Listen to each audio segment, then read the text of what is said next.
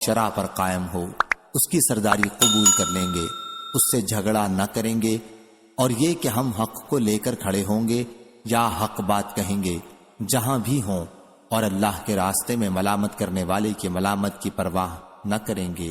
صحیح بخاری حدیث نمبر 7200۔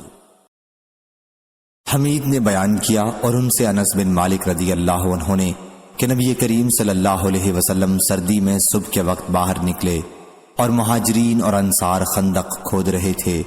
پھر حضرت صلی اللہ علیہ وسلم نے فرمایا، اے اللہ، خیر تو آخرت ہی کی خیر ہے، پس انصار و مہاجرین کی مغفرت کر دے۔ اس کا جواب لوگوں نے دیا، ہم وہ ہیں جنہوں نے محمد صلی اللہ علیہ وسلم سے جہاد پر بیعت کی، ہمیشہ کے لیے جب تک ہم زندہ ہیں۔ صحیح بخاری حدیث number 7201۔ Hello friends, subscribe my channel. امام مالک نے خبر دی، انہیں عبداللہ بن دینار نے اور ان سے عبداللہ بن عمر رضی اللہ عنہ نے بیان کیا کہ جب ہم رسول اللہ صلی اللہ علیہ وسلم سے سننے اور اطاعت کرنے کی بیعت کرتے تو آپ ہم سے فرماتے کہ جتنی تمہیں طاقت ہو۔ صحیح بخاری حدیث نمبر 7202۔ عبداللہ بن دینار نے بیان کیا، کہا کہ میں اس وقت عبداللہ بن عمر رضی اللہ عنہ کے پاس موجود تھا جب سب لوگ عبد الملک بن مروان سے بیعت کے لیے جمع ہو گئے۔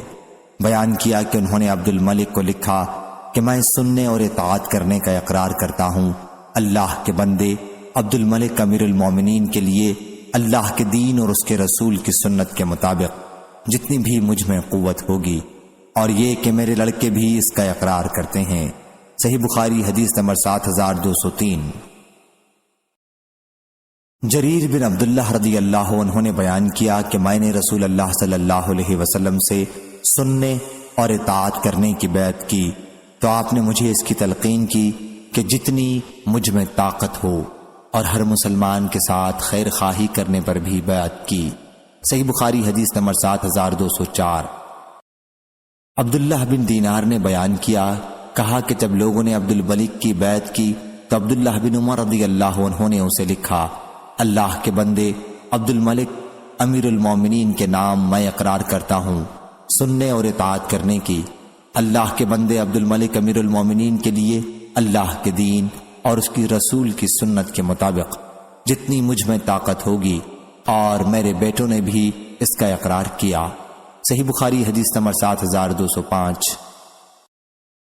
یزید بن ابی عبید نے بیان کیا کہ میں نے سلمہ رضی اللہ عنہ سے پوچھا، آپ لوگوں نے صلح حدیبیہ کے موقع پر رسول اللہ صلی اللہ علیہ وسلم سے کس بات پر بیعت کی تھی؟ انہوں نے کہا کہ موت پر۔ صحیح بخاری حدیث نمبر 7206۔ حمید بن عبد الرحمن نے خبر دی اور انہیں مسعود بن مخرمہ نے خبر دی، وہ 6 آدمی جن کو عمر رضی اللہ عنہ خلافت کے لیے نامزد کر گئے تھے، یعنی علی، عثمان، زبیر، طلحہ اور عبد الرحمن بن عوف رضی اللہ عنہم، کہ ان میں سے کسی ایک کو اتفاق سے خلیفہ بنا لیا جائے۔ یہ سب جمع ہوئے اور مشورہ کیا۔ ان سے عبد الرحمن بن عوف رضی اللہ عنہ نے کہا، خلیفہ ہونے کے لیے میں آپ لوگوں سے کوئی مقابلہ نہیں کروں گا، البتہ اگر آپ لوگ چاہیں تو آپ لوگوں کے لیے کوئی خلیفہ آپ ہی میں سے میں چن دوں۔ چنانچہ سب نے مل کر اس کا اختیار عبد الرحمن بن عوف رضی اللہ عنہ کو دے دیا۔ جب ان لوگوں نے انتخاب کی ذمہ داری عبد الرحمن رضی اللہ عنہ کے سپرد کر دی تو سب لوگ ان کی طرف جھک گئے۔ جتنے لوگ بھی اس جماعت کے پیچھے چل رہے تھے ان میں اب میں نے کسی کو بھی ایسا نہ دیکھا جو عبد الرحمن رضی اللہ عنہ کے پیچھے نہ چل رہا ہو۔ سب لوگ انہی کی طرف مائل ہو گئے اور ان دنوں میں ان سے مشورہ کرتے رہے۔ جب وہ رات آئی جس کی صبح کو ہم نے عثمان رضی اللہ عنہ سے بیعت کی، مسعود رضی اللہ عنہ نے بیان کیا تو عبد الرحمن رضی اللہ عنہ رات گئے میرے یہاں آئے اور دروازہ کھٹکھٹایا، یہاں تک کہ میں بیدار ہو گیا۔ انہوں نے کہا، میرا خیال ہے آپ سو رہے تھے، اللہ کی قسم میں ان راتوں میں بہت کم سو سکا ہوں، جائیے زبیر رضی اللہ عنہ اور سعد رضی اللہ عنہ کو بلا لائیے۔ میں ان دونوں بزرگوں کو بلا لایا اور انہوں نے ان سے مشورہ کیا، پھر مجھے بلایا اور کہا کہ میرے لیے علی رضی اللہ عنہ کو بھی بلا دیجیے۔ میں نے انہیں بھی بلایا اور انہوں نے ان سے بھی سرگوشی کی، یہاں تک کہ آدھی رات گزر چکی۔ پھر علی رضی اللہ عنہ ان کے پاس سے کھڑے ہو گئے اور ان کو اپنے ہی لیے امید تھی۔ عبد الرحمن رضی اللہ عنہ کے دل میں بھی ان کی طرف سے یہی ڈر تھا۔ پھر انہوں نے کہا کہ میرے لیے عثمان رضی اللہ عنہ کو بھی بلا لائیے۔ میں انہیں بھی بلا لایا اور انہوں نے ان سے بھی سرگوشی کی۔ آخر صبح کے مؤذن نے ان کے درمیان جدائی کی۔ جب لوگوں نے صبح کی نماز پڑھ لی اور یہ سب لوگ ممبر کے پاس جمع ہوئے تو انہوں نے موجود مہاجرین، انصار اور لشکروں کے قائدین کو بلایا۔ ان لوگوں نے اس سال حج عمر رضی اللہ عنہ کے ساتھ کیا تھا۔ جب سب لوگ جمع ہو گئے تو عبد الرحمن رضی اللہ عنہ نے خطبہ پڑھا، پھر کہا اما بعد، اے علی رضی اللہ عنہ، میں نے لوگوں کے خیالات معلوم کیے اور میں نے دیکھا کہ وہ عثمان رضی اللہ عنہ کو مقدم سمجھتے ہیں اور ان کے برابر کسی کو نہیں سمجھتے، اس لیے آپ اپنے دل میں کوئی میل پیدا نہ کریں۔ پھر کہا میں آپ عثمان رضی اللہ عنہ سے اللہ کے دین اور اس کے رسول کی سنت اور آپ کے 2 خلفاء کے طریق کے مطابق بیعت کرتا ہوں۔ چنانچہ پہلے ان سے عبد الرحمن بن عوف رضی اللہ عنہ نے بیعت کی، پھر سب لوگوں نے، اور مہاجرین، انصار اور فوجوں کے سرداروں اور تمام مسلمانوں نے بیعت کی۔ صحیح بخاری حدیث نمبر 7207۔ سلمہ رضی اللہ عنہ نے بیان کیا کہ ہم نے نبی کریم صلی اللہ علیہ وسلم سے درخت کے نیچے بیعت کی۔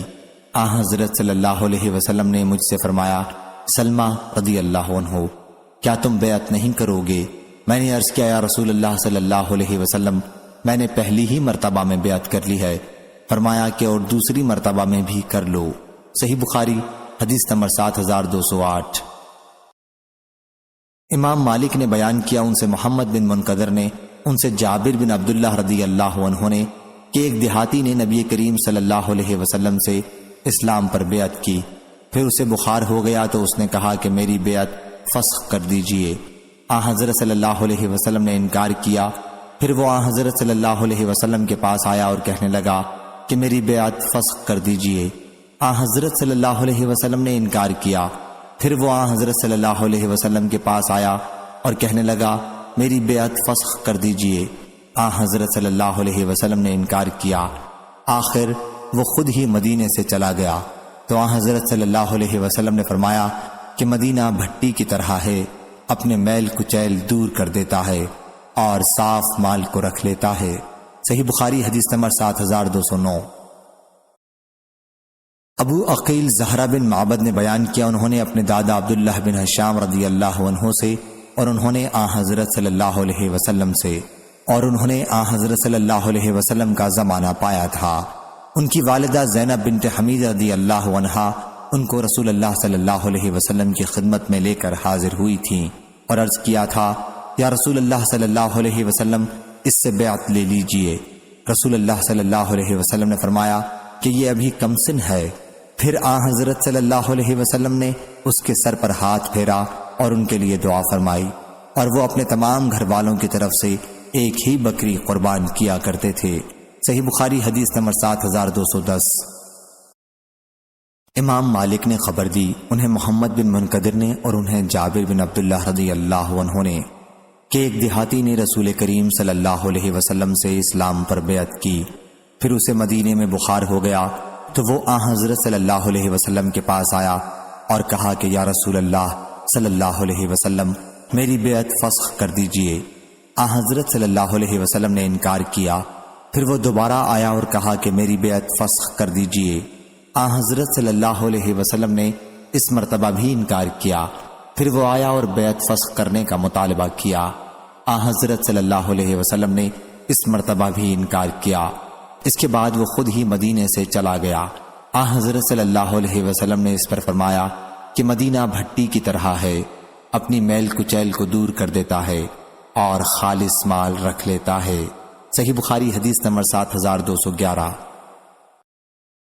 ابو حمزہ محمد بن سیرین نے بیان کیا، ان سے عامش نے، ان سے ابو صالح نے اور ان سے ابو ہریرہ رضی اللہ عنہ نے کہ رسول کریم صلی اللہ علیہ وسلم نے فرمایا 3 آدمی ایسے ہیں جن سے اللہ تعالیٰ قیامت کے دن بات نہیں کرے گا اور نہ انہیں پاک کرے گا، اور ان کے لیے بہت سخت دکھ دینے والا عذاب ہوگا۔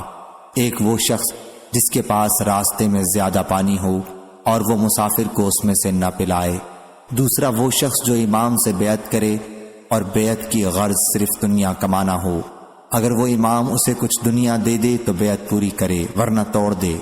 تیسرا وہ شخص جو کسی دوسرے سے کچھ مال متاع عصر کے بعد بیچ رہا ہو اور قسم کھائے کہ اسے اس سامان کی اتنی قیمت مل رہی تھی، اور پھر خریدنے والا اسے سچا سمجھ کر اس مال کو لے حالانکہ اسے اس کی اتنی قیمت نہیں مل رہی تھی۔ صحیح بخاری حدیث نمبر 7212۔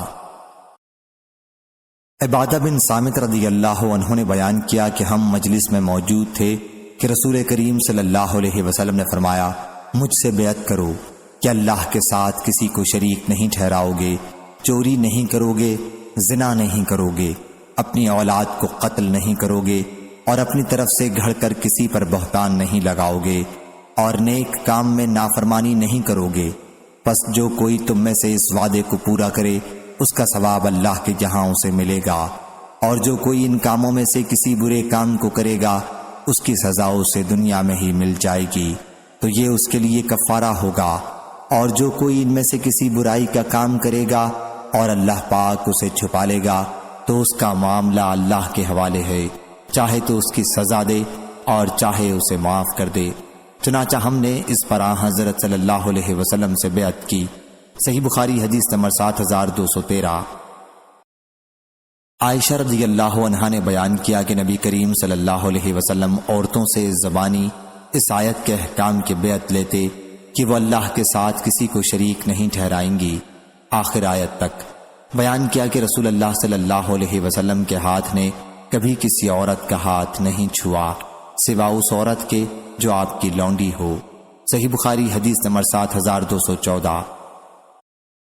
عبد الوارث نے بیان کیا، ان سے ایوب نے، ان سے حفصہ نے اور ان سے ام عطیہ رضی اللہ عنہا نے کہ ہم نے رسول اللہ صلی اللہ علیہ وسلم سے بیعت کی تو آپ نے میرے سامنے سورہ ممتحنہ کی آیت پڑھی، یہ کہ وہ اللہ کے ساتھ کسی کو شریک نہ ٹھہرائیں گی، آخر تک، اور ہمیں آپ نے نوحے سے منع کیا۔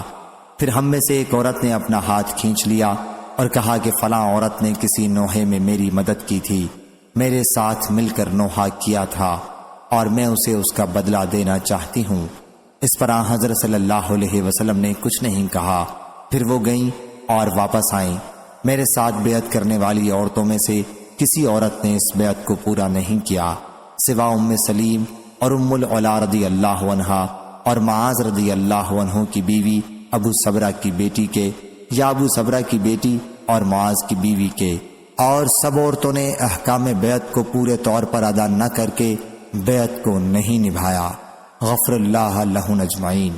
صحیح بخاری حدیث نمبر 7215۔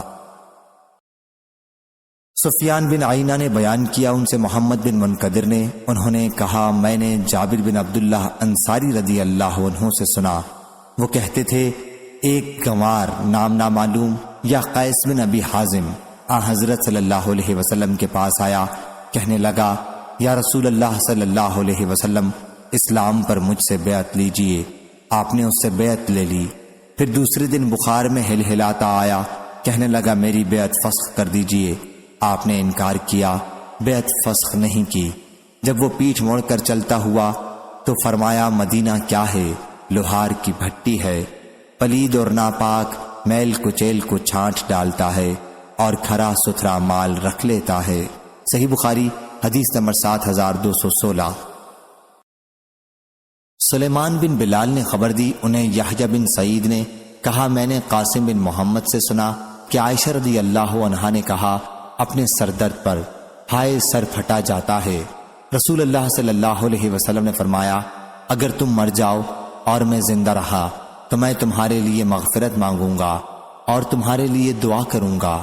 عائشہ رضی اللہ عنہا نے اس پر کہا افسوس، میرا خیال ہے کہ آپ میری موت چاہتے ہیں، اور اگر ایسا ہو گیا تو آپ صلی اللہ علیہ وسلم دن کے آخری وقت ضرور کسی دوسری عورت سے شادی کر لیں گے۔ حضرت صلی اللہ علیہ وسلم نے فرمایا تو نہیں بلکہ میں اپنا سر دکھنے کا اظہار کرتا ہوں۔ میرا ارادہ ہوا تھا کہ ابو بکر رضی اللہ عنہ اور ان کے بیٹے کو بلا بھیجوں اور انہیں ابو بکر رضی اللہ عنہ کو خلیفہ بنا دوں تاکہ اس پر کسی دعویٰ کرنے والے یا اس کی خواہش رکھنے والے کے لیے کوئی گنجائش نہ رہے، لیکن پھر میں نے سوچا کہ اللہ خود کسی دوسرے کو خلیفہ نہیں ہونے دے گا اور مسلمان بھی اسے دفع کریں گے، یا آپ نے اس طرح فرمایا کہ اللہ دفع کرے گا اور مسلمان کسی اور کو خلیفہ نہ ہونے دیں گے۔ صحیح بخاری حدیث نمبر 7217۔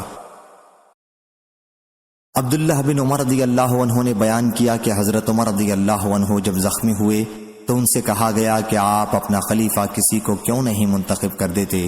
آپ نے فرمایا کہ اگر میں کسی کو خلیفہ منتخب کرتا ہوں تو اس کی بھی مثال ہے، اس شخص نے اپنا خلیفہ منتخب کیا تھا جو مجھ سے بہتر تھے، یعنی ابو بکر رضی اللہ عنہ، اور اگر میں اسے مسلمانوں کی رائے پر چھوڑتا ہوں تو اس کی بھی مثال موجود ہے کہ اس بزرگ نے خلیفہ کا انتخاب مسلمانوں کے لیے چھوڑ دیا تھا جو مجھ سے بہتر تھے، یعنی رسول کریم صلی اللہ علیہ وسلم۔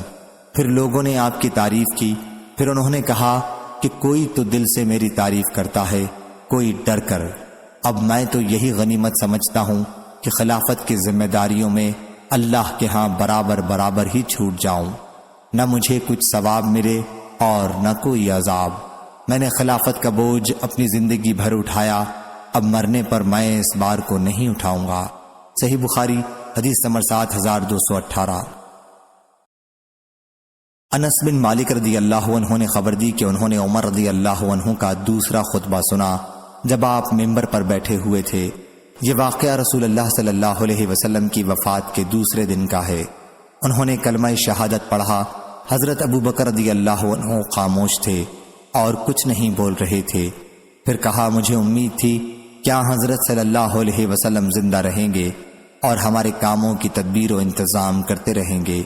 ان کا منشا یہ تھا کیا حضرت صلی اللہ علیہ وسلم ان سب لوگوں کے بعد تک زندہ رہیں گے، تو اگر آج محمد صلی اللہ علیہ وسلم وفات پا گئے ہیں تو اللہ تعالیٰ نے تمہارے سامنے نور قرآن کو باقی رکھا ہے جس کے ذریعے تم ہدایت حاصل کرتے رہو گے، اور اللہ نے حضرت محمد صلی اللہ علیہ وسلم کو اس سے ہدایت کی، اور حضرت ابو بکر رضی اللہ عنہ حضرت صلی اللہ علیہ وسلم کے ساتھی جو غار ثور میں دو میں کے دوسرے ہیں، بلا شک وہ تمہارے امور خلافت کے لیے تمام مسلمانوں میں سب سے بہتر ہیں، پس اٹھو اور ان سے بیعت کرو۔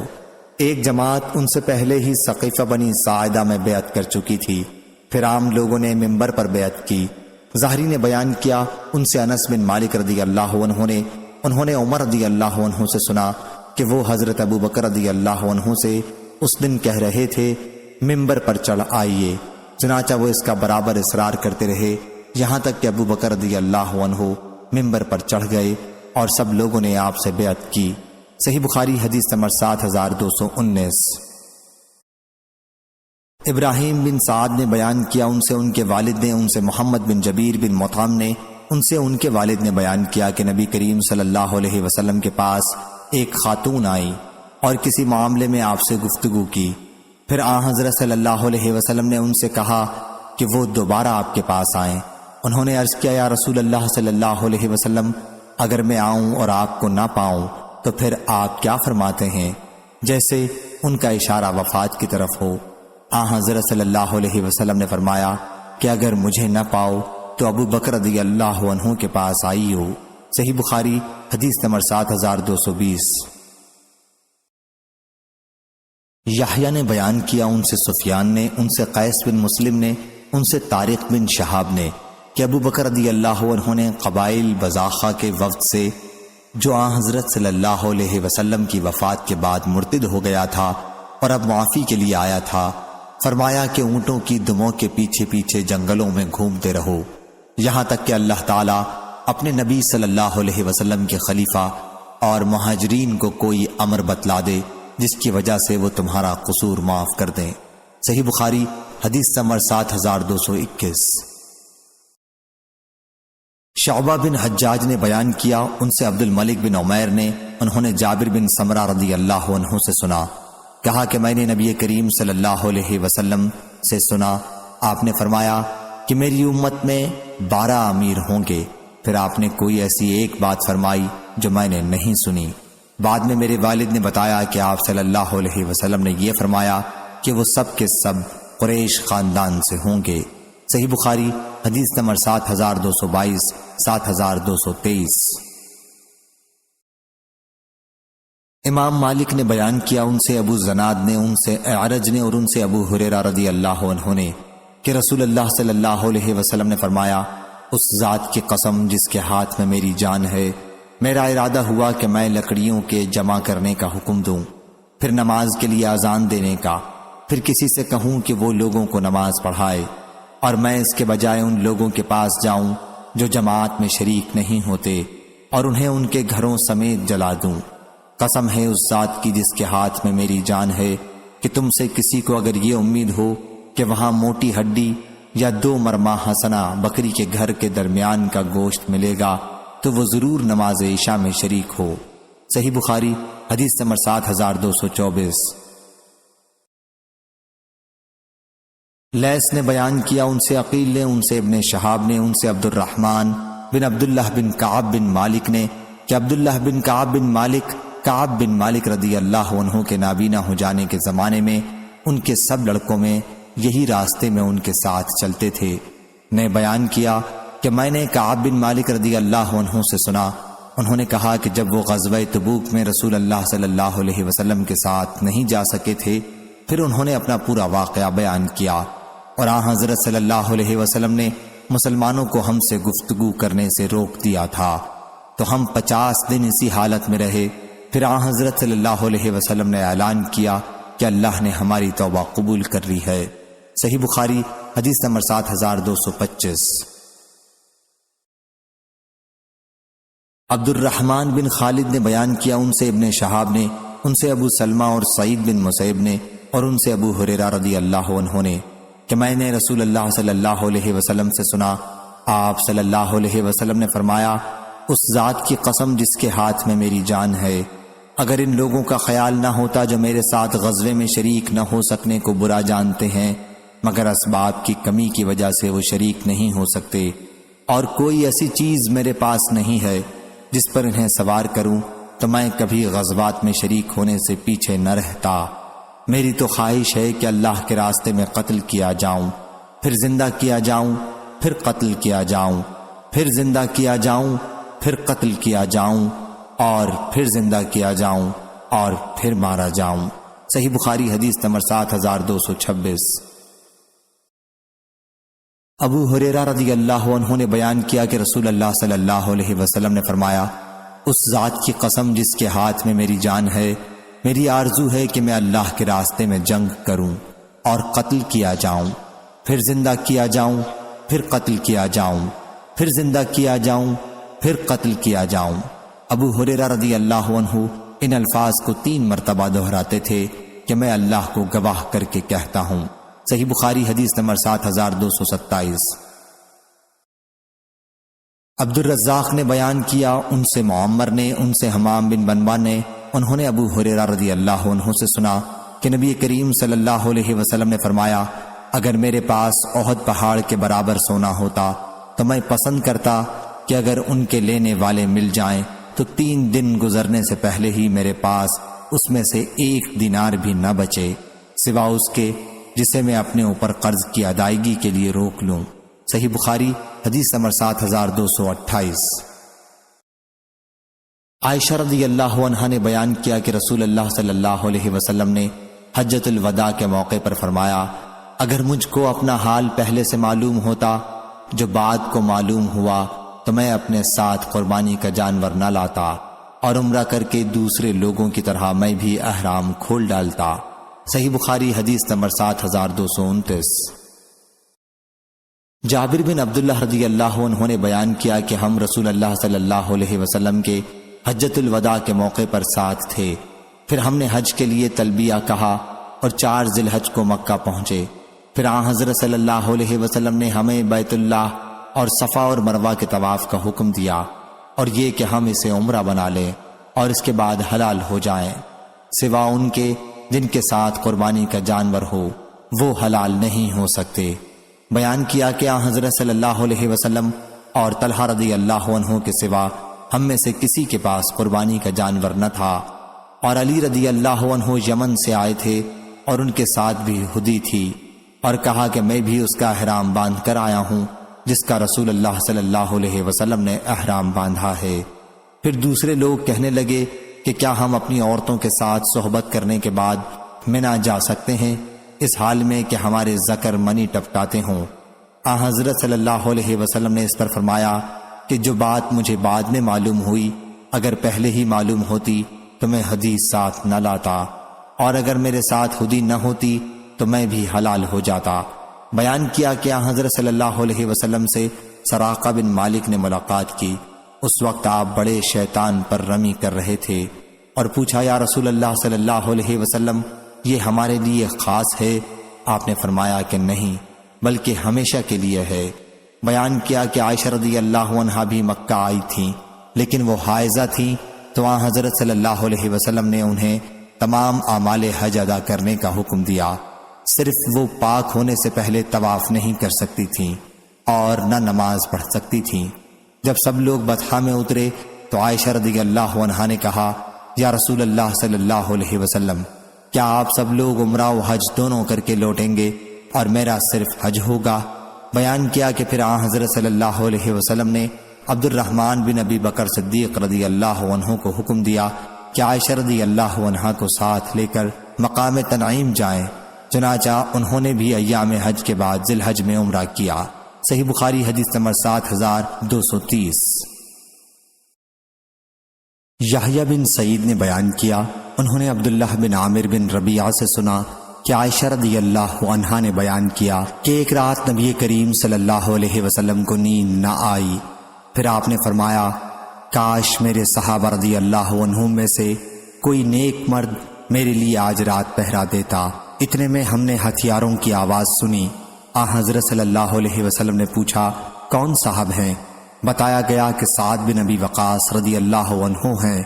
یا رسول اللہ صلی اللہ علیہ وسلم، انہوں نے کہا میں آپ کے لیے پہرا دینے آیا ہوں۔ پھر حضرت صلی اللہ علیہ وسلم سوئے یہاں تک کہ ہم نے آپ کے خراٹے کی آواز سنی۔ ابو عبداللہ امام بخاری رحمہ اللہ نے بیان کیا کہ عائشہ رضی اللہ عنہا نے بیان کیا بلال رضی اللہ عنہ جب نئے نئے مدینہ آئے تو بحالت بخار حیرانی میں یہ شعر پڑھتے تھے کاش میں جانتا کہ میں ایک رات اس وادی میں گزار سکوں گا، وادی مکہ میں، اور میرے چاروں طرف اذخر اور جلیل گھاس ہوگی۔ پھر میں نے نبی کریم صلی اللہ علیہ وسلم سے اس کی خبر کی۔ صحیح بخاری حدیث نمبر 7231۔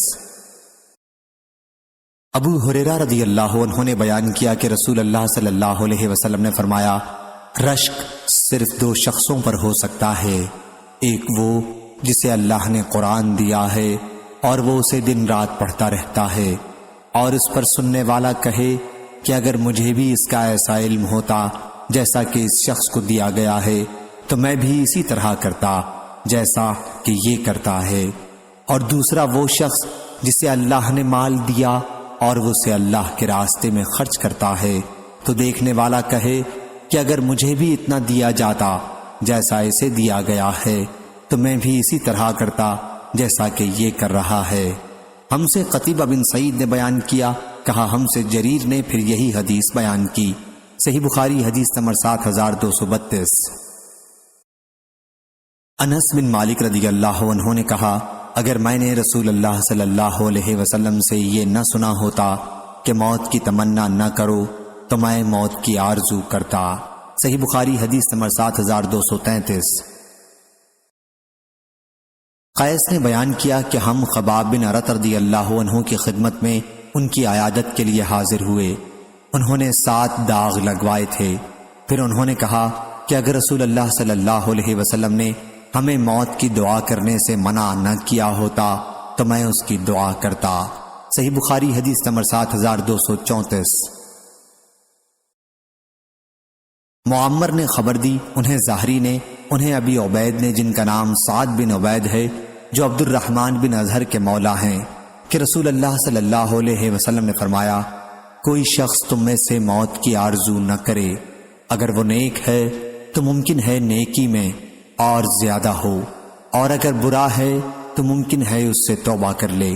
صحیح بخاری حدیث نمبر 7235۔ ابو اسحاق نے بیان کیا اور ان سے برا بن عازب رضی اللہ عنہ نے کہ غزوہ خندق کے دن خندق کھودتے ہوئے رسول اللہ صلی اللہ علیہ وسلم بھی خود ہمارے ساتھ مٹی اٹھایا کرتے تھے۔ میں نے حضرت صلی اللہ علیہ وسلم کو اس حال میں دیکھا کہ مٹی نے آپ کے پیٹ کی سفیدی کو چھپا دیا تھا، آپ فرماتے تھے اگر تو نہ ہوتا اے اللہ تو ہم ہدایت نہ پاتے، نہ ہم صدقہ دیتے، نہ نماز پڑھتے، پس ہم پر دل جمعی نازل فرما۔ اس معاندین کی جماعت نے ہمارے خلاف حد سے آگے بڑھ کر حملہ کیا ہے۔ جب یہ فتنہ چاہتے ہیں تو ہم ان کی بات نہیں مانتے۔ اس پر آپ صلی اللہ علیہ وسلم آواز کو بلند کر دیتے۔ صحیح بخاری حدیث نمبر 7236۔ سالم ابو نضر نے بیان کیا جو اپنے آقا کے کاتب تھے، بیان کیا کہ عبداللہ بن ابی اوفا رضی اللہ عنہ نے انہیں لکھا اور میں نے اسے پڑھا تو اس میں یہ مضمون تھا، رسول اللہ صلی اللہ علیہ وسلم نے فرمایا ہے کہ دشمن سے مٹبھیڑ ہونے کی تمنا نہ کرو اور اللہ سے عافیت کی دعا مانگا کرو۔ صحیح بخاری حدیث نمبر 7237۔ قاسم بن محمد نے بیان کیا کہ ابن عباس رضی اللہ عنہ نے 2 لعان کرنے والوں کا ذکر کیا تو اس پر عبداللہ بن شداد نے پوچھا کیا یہی وہ ہیں جن کے متعلق رسول اللہ صلی اللہ علیہ وسلم نے فرمایا تھا کہ اگر میں کسی عورت کو بغیر گواہ کے رجم کر سکتا تو اسے کرتا؟ ابن عباس رضی اللہ عنہ نے کہا کہ نہیں، وہ ایک اور عورت تھی جو اسلام لانے کے بعد کھلے عام فحش کام کرتی تھی مگر قاعدے سے ثبوت نہ تھا، یعنی 4 عینی گواہ نہیں تھے۔ صحیح بخاری حدیث نمبر 7238۔ عطا بن ابی رباح نے بیان کیا ایک رات ایسا ہوا حضرت صلی اللہ علیہ وسلم نے عشاء کی نماز میں دیر کی، آخر حضرت عمر رضی اللہ عنہ نکلے اور کہنے لگے یا رسول اللہ صلی اللہ علیہ وسلم نماز پڑھیے، عورتیں اور بچے سونے لگے۔ اس وقت آپ حجرے سے برآمد ہوئے، آپ کے سر سے پانی ٹپک رہا تھا، غسل کر کے باہر تشریف لائے، فرمانے لگے اگر میری امت پر یا یوں فرمایا لوگوں پر دشوار نہ ہوتا، سفیان بن عینہ نے یوں کہا میری امت پر دشوار نہ ہوتا تو میں اس وقت اتنی رات گئے ان کو یہ نماز پڑھنے کا حکم دیتا۔ اور ابن جریج نے اسی سند سے سفیان سے، انہوں نے ابن جریج سے، انہوں نے عطا سے روایت کی، انہوں نے ابن عباس رضی اللہ عنہ سے کیا حضرت صلی اللہ علیہ وسلم نے اس نماز یعنی عشاء کی نماز میں دیر کی۔ حضرت عمر رضی اللہ عنہ آئے اور کہنے لگے یا رسول اللہ صلی اللہ علیہ وسلم عورتیں بچے تو سو گئے۔ یہ سن کر آپ باہر تشریف لائے، اپنے سر کی ایک جانب سے پانی پہنچ رہے تھے، فرما رہے تھے اس نماز کا عمدہ وقت یہی ہے اگر میری امت پر شاق نہ ہو۔ عمرو بن دینار نے اس حدیث میں یوں نقل کیا، ہم سے عطا نے بیان کیا اور ابن عباس رضی اللہ عنہ کا ذکر نہیں کیا، لیکن عمرو نے یوں کہا آپ صلی اللہ علیہ وسلم کے سر سے پانی ٹپک رہا تھا، اور ابن جریج کی روایت میں یوں ہے آپ سر کے ایک جانب سے پانی پہنچ رہے تھے، اور عمرو نے کہا آپ صلی اللہ علیہ وسلم نے فرمایا اگر میری امت پر شاق نہ ہوتا، اور ابن جریج نے کہا آپ نے فرمایا اگر میری امت پر شاق نہ ہوتا تو اس نماز کا افضل وقت تو یہی ہے۔ اور ابراہیم بن منذر امام بخاری رحمۃ اللہ علیہ کے شیخ نے کہا ہم سے معان بن عیسیٰ نے بیان کیا، کہا مجھ سے محمد بن مسلم نے، انہوں نے عمرو بن دینار سے، انہوں نے عطا بن ابی رباح سے، انہوں نے ابن عباس رضی اللہ عنہ سے، انہوں نے حضرت صلی اللہ علیہ وسلم سے پھر یہی حدیث نقل کی۔ صحیح بخاری حدیث نمبر 7239۔ ابو ہریرہ رضی اللہ عنہ نے بیان کیا کہ رسول اللہ صلی اللہ علیہ وسلم نے فرمایا اگر میری امت پر شاق نہ ہوتا تو میں ان پر مسواک کرنا واجب قرار دے دیتا۔ صحیح بخاری حدیث نمبر 7240۔ انس رضی اللہ عنہ نے بیان کیا کہ نبی کریم صلی اللہ علیہ وسلم نے رمضان کے آخری دنوں میں صوم وصال رکھا تو بعض صحابہ رضی اللہ عنہم نے بھی صوم وصال رکھا۔ حضرت صلی اللہ علیہ وسلم کو اس کی اطلاع ملی تو آپ صلی اللہ علیہ وسلم نے فرمایا اگر اس مہینے کے دن اور بڑھ جاتے تو میں اتنے دن متواتر وصال کرتا کہ ہوس کرنے والے اپنی ہوس چھوڑ دیتے۔ میں تم لوگوں جیسا نہیں ہوں، میں اس طرح دن گزارتا ہوں کہ میرا رب مجھے کھلاتا پلاتا ہے۔ اس روایت کی مطابقت سلیمان بن مغیرہ نے کی، ان سے ثابت نے، ان سے انس رضی اللہ عنہ نے، ان سے نبی کریم صلی اللہ علیہ وسلم نے ایسا فرمایا جو اوپر مذکور ہوا۔ صحیح بخاری حدیث نمبر 7241۔ ابو ہریرہ رضی اللہ عنہ نے بیان کیا کہ رسول اللہ صلی اللہ علیہ وسلم نے صوم وصال سے منع کیا تو صحابہ رضی اللہ عنہم نے عرض کیا کہ آپ تو وصال کرتے ہیں۔ حضرت صلی اللہ علیہ وسلم نے فرمایا تم میں کون مجھ جیسا ہے؟ میں تو اس حالت میں رات گزارتا ہوں کہ میرا رب مجھے کھلاتا پلاتا ہے۔ لیکن جب لوگ نہ مانے تو آپ نے ایک دن کے ساتھ دوسرا دن ملا کر وصال کا روزہ رکھا۔ پھر لوگوں نے عید کا چاند دیکھا تو آپ نے فرمایا کہ اگر چاند نہ ہوتا تو میں اور وصال کرتا، اور گویا آپ صلی اللہ علیہ وسلم نے انہیں تنبیہ کے لیے ایسا فرمایا۔ صحیح بخاری حدیث نمبر 7242۔ عائشہ رضی اللہ عنہا نے بیان کیا کہ میں نے رسول اللہ صلی اللہ علیہ وسلم سے خانہ کعبہ کے حتیم کے بارے میں پوچھا کہ کیا یہ بھی خانہ کعبہ کا حصہ ہے؟ فرمایا کہ ہاں۔ میں نے کہا پھر کیوں ان لوگوں نے اسے بیت اللہ میں داخل نہیں کیا؟ حضرت صلی اللہ علیہ وسلم نے فرمایا کہ تمہاری قوم کے پاس خرچ کی کمی ہو گئی تھی۔ میں نے کہا کہ یہ خانہ کعبہ کا دروازہ اونچائی پر کیوں ہے؟ فرمایا کہ یہ اس لیے انہوں نے کیا ہے تاکہ جسے چاہیں اندر داخل کریں اور جسے چاہیں روک دیں۔ اگر تمہاری قوم قریش کا زمانہ جاہلیت سے قریب نہ ہوتا اور مجھے خوف نہ ہوتا کہ ان کے دلوں میں اس سے انکار پیدا ہوگا تو میں حتیم کو بھی خانہ کعبہ میں شامل کر دیتا اور اس کے دروازے کو زمین کے برابر کر دیتا۔ صحیح بخاری حدیث نمبر 7243۔ حضرت ابو ہریرہ رضی اللہ عنہ نے بیان کیا کہ رسول اللہ صلی اللہ علیہ وسلم نے فرمایا اگر ہجرت کی فضیلت نہ ہوتی تو میں انصار کا ایک فرد بننا پسند کرتا، اور اگر دوسرے لوگ کسی وادی میں چلیں اور انصار ایک وادی یا گھاٹی میں چلیں تو میں انصار کی وادی یا گھاٹی میں چلوں گا۔ انصار کی فضیلت بیان کرنا مقصود ہے۔ صحیح بخاری حدیث نمبر 7244۔ وہیب نے بیان کیا ان سے عمر بن یحییٰ نے، ان سے عباد بن تمیم نے اور ان سے عبداللہ بن زید رضی اللہ عنہ نے نبی کریم صلی اللہ علیہ وسلم سے بیان کیا کہ اگر ہجرت نہ ہوتی تو میں انصار کا ایک فرد ہوتا، اور اگر لوگ کسی وادی یا گھاٹی میں چلیں تو میں انصار کی وادی یا گھاٹی میں چلوں گا۔ اس روایت کی مطابقت ابو تیاح نے کی، ان سے انس رضی اللہ عنہ نے نبی کریم صلی اللہ علیہ وسلم سے اس میں درے کا ذکر ہے۔ صحیح بخاری حدیث نمبر 7245۔ مالک بن حویرث رضی اللہ عنہ نے بیان کیا کہ ہم نبی کریم صلی اللہ علیہ وسلم کی خدمت میں حاضر ہوئے۔ ہم سب جوان اور ہم عمر تھے۔ ہم آپ کی خدمت میں 20 دن تک ٹھہرے رہے۔ حضرت صلی اللہ علیہ وسلم بہت شفیق تھے۔ جب آپ صلی اللہ علیہ وسلم نے معلوم کیا کہ اب ہمارا دل اپنے گھر والوں کی طرف مشتاق ہے تو آپ صلی اللہ علیہ وسلم نے ہم سے پوچھا کہ اپنے پیچھے ہم کن لوگوں کو چھوڑ کر آئے ہیں؟ ہم نے آپ کو بتایا تو آپ نے فرمایا کہ اپنے گھر چلے جاؤ اور ان کے ساتھ رہو اور انہیں اسلام سکھاؤ اور دین بتاؤ، اور بہت سی باتیں آپ نے کہیں جن میں بعض مجھے یاد نہیں ہیں اور بعض یاد ہیں، اور فرمایا کہ جس طرح مجھے تم نے نماز پڑھتے دیکھا اسی طرح نماز پڑھو، پس جب نماز کا وقت آ جائے تو تم میں سے ایک تمہارے لیے اذان کہے اور جو عمر میں سب سے بڑا ہو وہ امامت کرائے۔ صحیح بخاری حدیث نمبر 7246۔ حضرت عبداللہ بن مسعود رضی اللہ عنہ نے بیان کیا کہ رسول اللہ صلی اللہ علیہ وسلم نے فرمایا کسی شخص کو حضرت بلال رضی اللہ عنہ کی اذان سحری کھانے سے نہ روکے، کیونکہ وہ صرف اس لیے اذان دیتے ہیں یا ندا کرتے ہیں تاکہ جو نماز کے لیے بیدار ہو وہ واپس آ جائیں، اور جو سوئے ہوئے ہیں وہ بیدار ہو جائیں، اور فجر وہ نہیں ہے جو اس طرح لمبی دھاری ہوتی ہے۔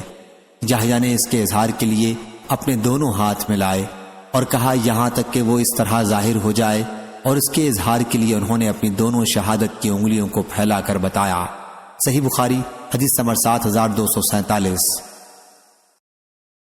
عبداللہ بن دینار نے بیان کیا انہوں نے عبداللہ بن عمر رضی اللہ عنہ سے سنا کہ نبی کریم صلی اللہ علیہ وسلم نے فرمایا بلال رضی اللہ عنہ رمضان میں رات ہی میں اذان دیتے ہیں، وہ نماز فجر کی اذان نہیں ہوتی، بس تم کھاؤ پیو یہاں تک کہ عبداللہ بن ام مکتوم رضی اللہ عنہ اذان دیں تو کھانا پینا بند کر دو۔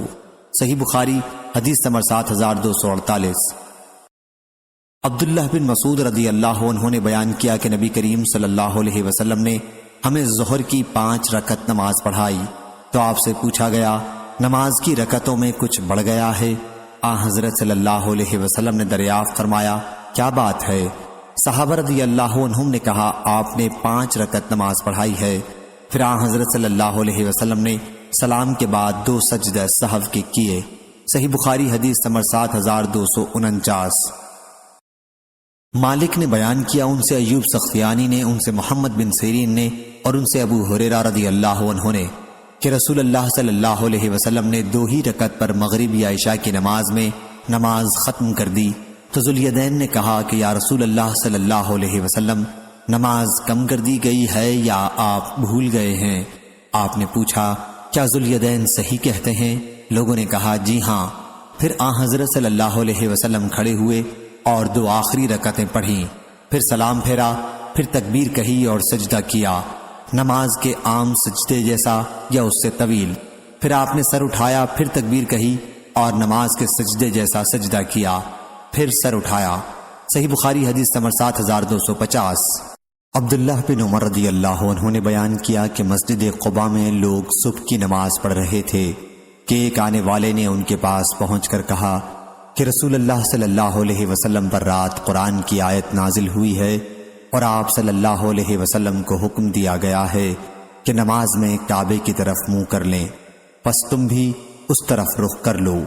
ان لوگوں کے چہرے شام یعنی بیت المقدس کی طرف تھے، پھر وہ لوگ کعبے کی طرف مڑ گئے۔ صحیح بخاری حدیث نمبر 7251۔ براء بن عازب رضی اللہ عنہ نے بیان کیا کہ جب رسول اللہ صلی اللہ علیہ وسلم مدینہ تشریف لائے تو آپ صلی اللہ علیہ وسلم 16 یا 17 مہینے تک بیت المقدس کی طرف منہ کر کے نماز پڑھتے رہے، لیکن آپ کی آرزو تھی کہ کعبے کی طرف منہ کر کے نماز پڑھیں۔ پھر اللہ تعالیٰ نے سورہ بقرہ میں یہ آیت نازل کی، ہم آپ کے منہ کے بار بار آسمان کی طرف اٹھنے کو دیکھتے ہیں، پس ان قریب ہم آپ کے منہ کو قبلے کی طرف پھیر دیں گے جس سے آپ خوش ہوں گے۔ چنانچہ رخ کعبے کی طرف کر دیا گیا۔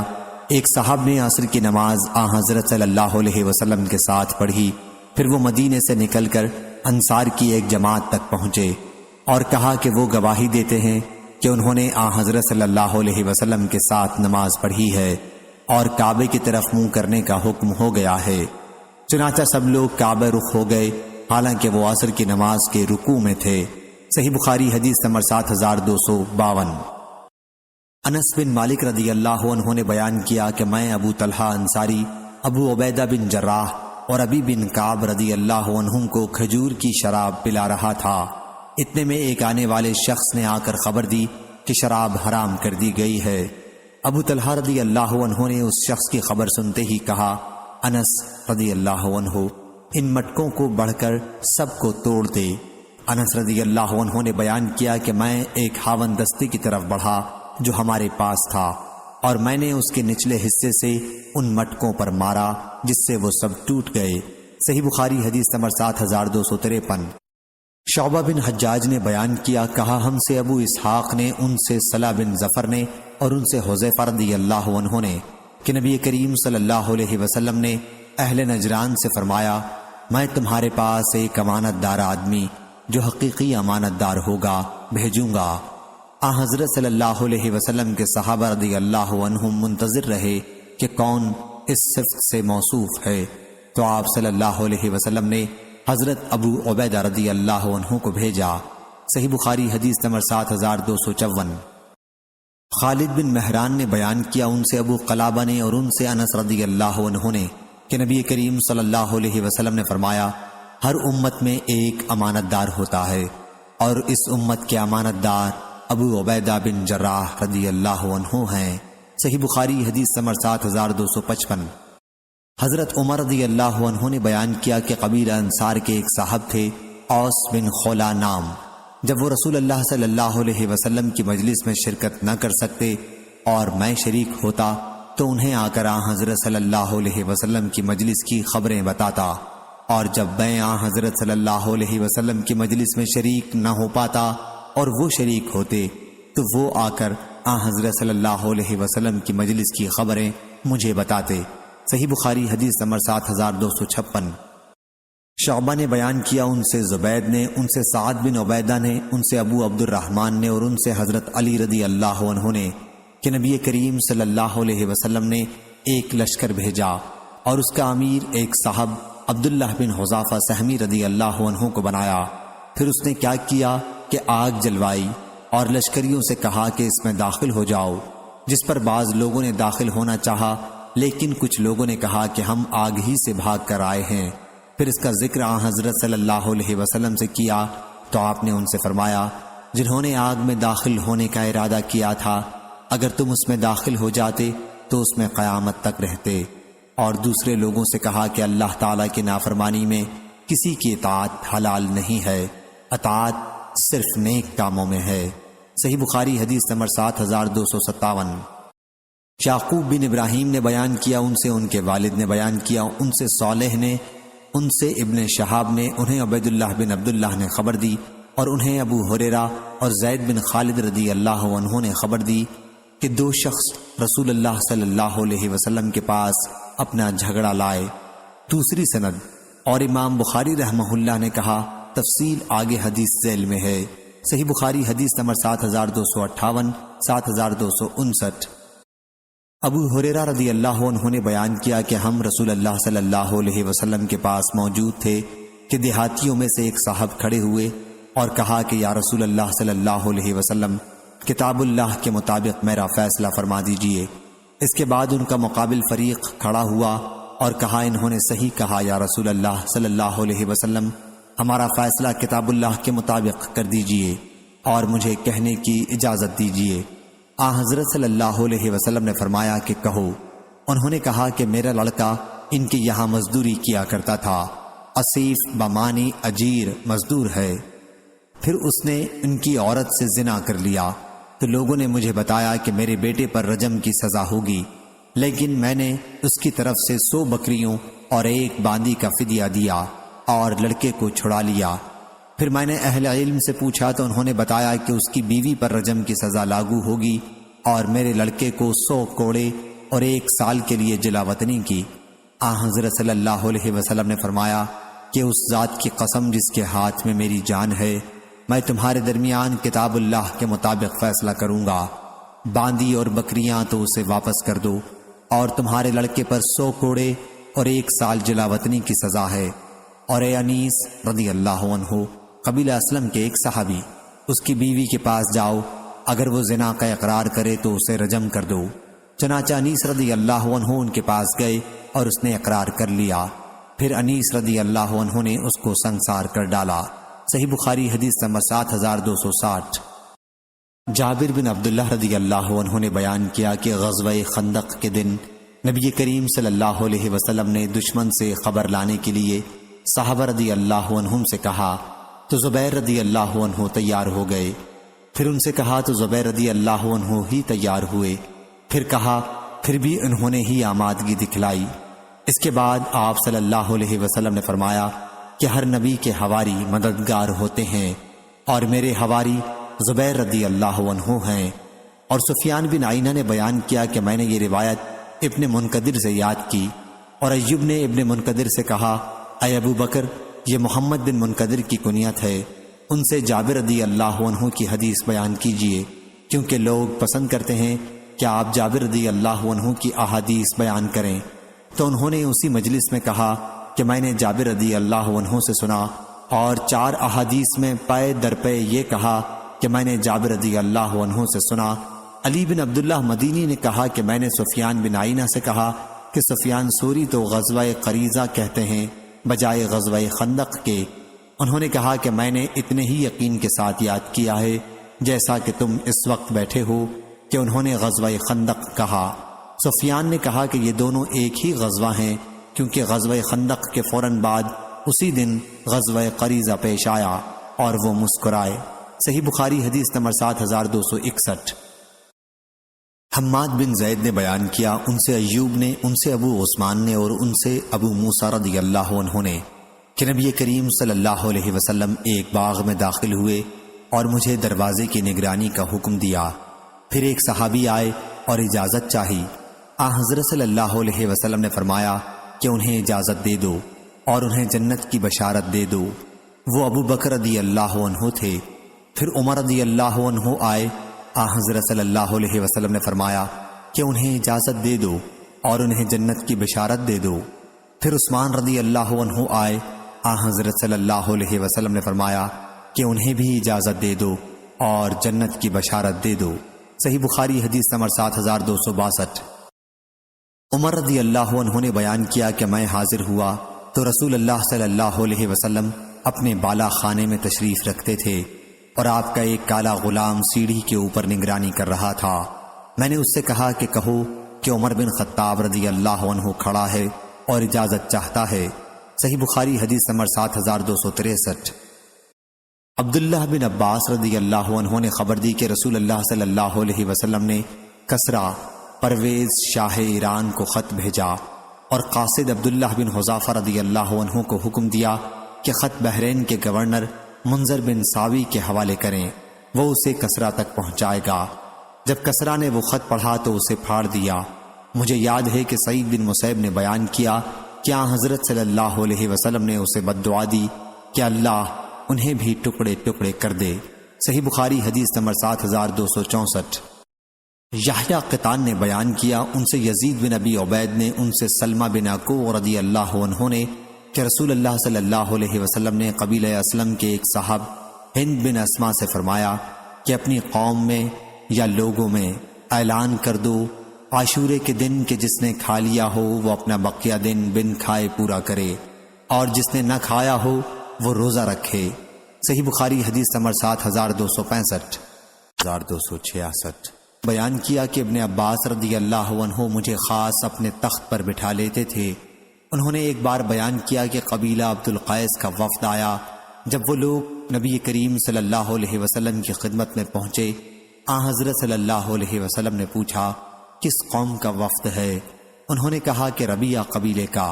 عبد القیس اسی قبیلے کی ایک شاخ ہے۔ حضرت صلی اللہ علیہ وسلم نے فرمایا کہ مبارک ہو اس وفد کو، یا یوں فرمایا کہ مبارک ہو بلا رسوائی اور شرمندگی اٹھائے آئے ہو۔ انہوں نے کہا یا رسول اللہ صلی اللہ علیہ وسلم، ہمارے اور آپ کے بیچ میں مضر کافروں کا ملک پڑتا ہے، آپ ہمیں ایسی بات کا حکم دیجئے جس سے ہم جنت میں داخل ہوں اور اپنے پیچھے رہ جانے والوں کو بھی بتائیں۔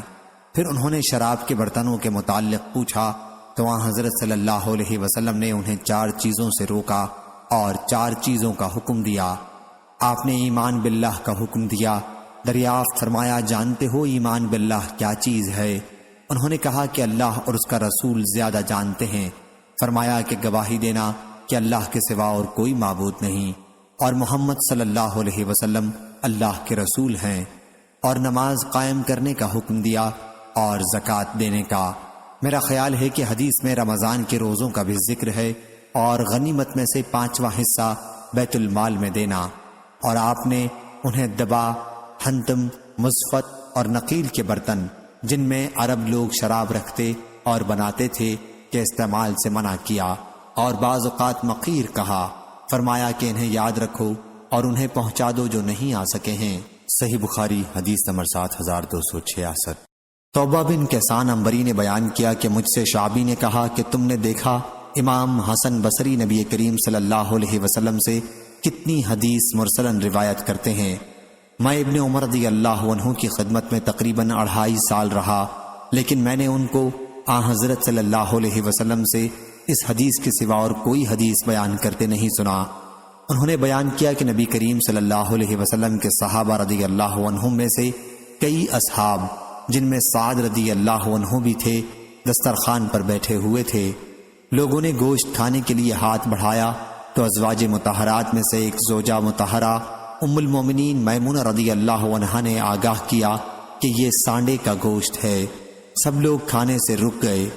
حضرت صلی اللہ علیہ وسلم نے فرمایا کہ کھاؤ۔ آپ نے کلوہ فرمایا یا اطعمو، اس لیے کہ حلال ہے، یا فرمایا کہ اس کھانے میں کوئی حرج نہیں، البتہ یہ جانور میری خوراک نہیں ہے، مجھ کو اس کے کھانے سے ایک قسم کی نفرت آتی ہے۔ صحیح بخاری حدیث نمبر 7267۔ طارق بن شہاب نے بیان کیا کہ ایک یہودی کعب احبار اسلام لانے سے پہلے نے حضرت عمر رضی اللہ عنہ سے کہا، اے امیر المومنین رضی اللہ عنہ، اگر ہمارے یہاں سورہ مائدہ کی آیت نازل ہوتی کہ آج میں نے تمہارے لیے تمہارے دین کو مکمل کر دیا اور تم پر اپنی نعمت کو پورا کر دیا، اور تمہارے لیے اسلام کو بطور دین کے پسند کر لیا تو ہم اس دن کو عید خوشی کا دن بنا لیتے۔ حضرت عمر رضی اللہ عنہ نے کہا کہ میں جانتا ہوں کہ یہ آیت کس دن نازل ہوئی تھی۔ عرفہ کے دن نازل ہوئی اور جمعہ کا دن تھا۔ امام بخاری رحمہ اللہ نے کہا یہ روایت سفیان نے مسعر سے سنی، مسعر نے قیس سے سنا اور قیس نے طارق سے۔ صحیح بخاری حدیث نمبر 7268۔ انس بن مالک رضی اللہ عنہ نے خبر دی کہ انہوں نے عمر رضی اللہ عنہ سے وہ خطبہ سنا جو انہوں نے وفات نبوی کے دوسرے دن پڑھا تھا، جس دن مسلمانوں نے ابو بکر رضی اللہ عنہ سے بیعت کی تھی۔ حضرت عمر رضی اللہ عنہ رسول اللہ صلی اللہ علیہ وسلم کے منبر پر چڑھے اور ابو بکر رضی اللہ عنہ سے پہلے خطبہ پڑھا، پھر کہا اما بعد، اللہ تعالیٰ نے اپنے رسول کے لیے وہ چیز آخرت پسند کی جو اس کے پاس تھی، اس کے بجائے جو تمہارے پاس تھی، یعنی دنیا، اور یہ کتاب اللہ موجود ہے جس کے ذریعے اللہ تعالیٰ نے تمہارے رسول کو دین اور سیدھا راستہ بتلایا، پس اسے تم تھامے رہو تو ہدایت یاب رہو گے، یعنی اس راستے پر رہو گے جو اللہ نے اپنے پیغمبر صلی اللہ علیہ وسلم کو بتلایا تھا۔ صحیح بخاری حدیث نمبر 7269۔ ابن عباس رضی اللہ عنہ نے بیان کیا کہ نبی کریم صلی اللہ علیہ وسلم نے مجھے اپنے سینے سے لگایا اور فرمایا اے اللہ اسے قرآن کا علم سکھا۔ صحیح بخاری حدیث نمبر 7270۔ معتمر بن سلیمان نے بیان کیا، کہا کہ میں نے عوف اعرابی سے سنا، ان سے ابو منہال نے بیان کیا، انہوں نے ابو برزہ رضی اللہ عنہ سے سنا، انہوں نے کہا کہ اللہ تعالیٰ نے تمہیں اسلام اور محمد صلی اللہ علیہ وسلم کے ذریعے غنی کر دیا ہے یا بلند درجہ کر دیا ہے۔ صحیح بخاری حدیث نمبر 7271۔ امام مالک نے بیان کیا، ان سے عبداللہ بن دینار نے کہ عبداللہ بن عمر رضی اللہ عنہ نے عبد الملک بن مروان کو خط لکھا کہ وہ اس کی بیعت قبول کرتے ہیں، اور یہ لکھا کہ میں تیرا حکم سنوں گا اور مانوں گا بشرطے کہ اللہ کی شریعت اور اس کے رسول صلی اللہ علیہ وسلم کی سنت کے موافق ہو، جہاں تک مجھ سے ممکن ہوگا۔ صحیح بخاری حدیث نمبر 7272۔ ابراہیم بن سعد نے بیان کیا، ان سے ابن شہاب نے، ان سے سعید بن مسیب نے اور ان سے ابو ہریرہ رضی اللہ عنہ نے کہ نبی کریم صلی اللہ علیہ وسلم نے فرمایا مجھے جوامع الکلم مختصر الفاظ میں بہت سے معانی کو سمو دینا کے ساتھ بھیجا گیا ہے، اور میری مدد رعب کے ذریعے کی گئی، اور میں سویا ہوا تھا کہ میں نے خواب میں دیکھا کہ میرے پاس زمین کے خزانوں کی کنجیاں رکھ دی گئیں۔ ابو ہریرہ رضی اللہ عنہ نے کہا کیا حضرت صلی اللہ علیہ وسلم تو چلے گئے اور تم مزے کر رہے ہو، یا اسی جیسا کوئی کلمہ کہا۔ صحیح بخاری حدیث نمبر 7273۔ لیث بن سعد نے بیان کیا، ان سے سعید بن ابی سعید نے، ان سے ان کے والد نے اور ان سے ابو ہریرہ رضی اللہ عنہ نے کہ نبی کریم صلی اللہ علیہ وسلم نے فرمایا انبیاء میں سے کوئی نبی ایسا نہیں جن کو کچھ نشانیاں یعنی معجزات نہ دیے گئے ہوں جن کے مطابق ان پر ایمان لایا گیا، یا آپ صلی اللہ علیہ وسلم نے فرمایا کہ انسان ایمان لائے، اور مجھے جو بڑا معجزہ دیا گیا وہ قرآن مجید ہے جو اللہ نے میری طرف بھیجا، پس میں امید کرتا ہوں کہ قیامت کے دن شمار میں تمام انبیاء سے زیادہ پیروی کرنے والے میرے ہوں گے۔ صحیح بخاری حدیث نمبر 7274۔ عمرو بن عباس نے بیان کیا، کہا ہم سے عبد الرحمن بن مہدی نے، کہا ہم سے سفیان ثوری نے، ان سے واصل نے، ان سے ابو وائل نے بیان کیا کہ اس مسجد خانہ کعبہ میں شیبہ بن عثمان جہمی جو کعبے کے کلید بردار تھے کے پاس بیٹھا، تو انہوں نے کہا کہ جہاں تم بیٹھے ہو وہیں عمر رضی اللہ عنہ بھی میرے پاس بیٹھے تھے، اور انہوں نے کہا تھا کہ میرا ارادہ ہے کہ کعبے میں کسی طرح کا سونا چاندی نہ چھوڑوں اور سب مسلمانوں میں تقسیم کر دوں جو نظر اللہ کعبے میں جمع ہے۔ میں نے کہا کہ آپ ایسا نہیں کر سکتے، کہا کیوں؟ میں نے کہا کہ آپ کے دونوں ساتھیوں رسول اللہ صلی اللہ علیہ وسلم اور ابو بکر رضی اللہ عنہ نے ایسا نہیں کیا تھا۔ اس پر انہوں نے کہا کہ وہ دونوں بزرگ ایسے ہی تھے جن کی اقتداء کرنی ہی چاہیے۔ صحیح بخاری حدیث نمبر 7275۔